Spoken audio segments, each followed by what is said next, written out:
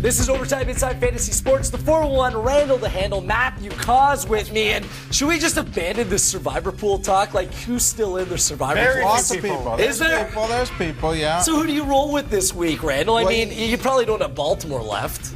No, if you took them against Cleveland, you don't. And I don't know, they should beat Buffalo. I'd be leery of New Orleans over Cleveland. I get a bad feeling with that game. I think if you want to look outside of those two, you got to look at Kansas City to beat the Jaguars. Yeah, that's a game that stuck out to me, especially if Todd Bowman's going to be a quarterback who he hasn't. Yeah, I don't think he's thrown a ball in game action since 2005. He's got a lively arm. The guy's ready to go. Yeah, he's not calling. Yeah, exactly. Yeah. No, I agree. Kansas City. This team's played very well. So if we're going to get rid of that survivor pool talk for now, man, let's maybe take a look at some of the dogs this week that really stick out in my mind. You're looking at the New York Giants are a dog, the Minnesota Vikings are a dog, the Philadelphia Eagles are a dog, and there's one more I'm forgetting about right now that just really stands out.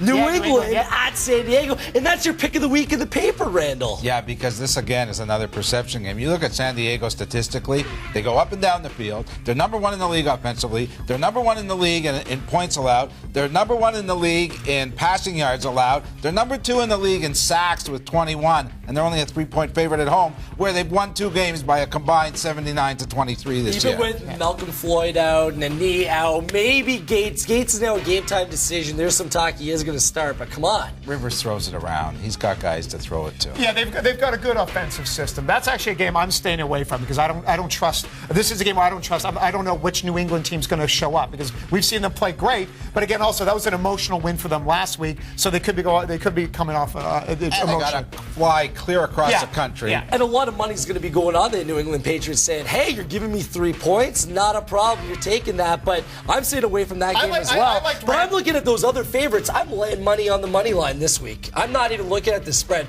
If you're going to give me a team like the Minnesota Vikings, going to Green Bay and playing that banged-up team, and you're going to give me points, forget the points, I'm taking the money line. I understand that. It's a good way to go in the NFL because most of the time, the spread does not matter. In fact, 89% of the games do not have the spread affecting it. Crazy. So you're saying just go with the money? You should. If you like an underdog and you can get juice, don't lay juice, take juice. The interesting with Green Bay, this team gets a lot of respect from Vegas. They're always more of a favorite than they should be. Again, the team fundamentally is a flawed team. They can't run the ball. They've got a lot of injuries on defense right now. And I know, Minnesota with Favre and his age, but Favre played well against Green Bay last year. Well, you don't know what you're going to get from Minnesota week to week. And Brandon Jackson is a bit of an unheralded player. He's averaging 4 points. Does unheralded mean bad? Does unheralded mean mediocre? 4.6 yards a carry. He's had one long run, and that's it. The guy's horrible. But their offense just seems, the Green Bay Packer offense just seems completely disjointed without Jermichael Finley, without Ryan Grant.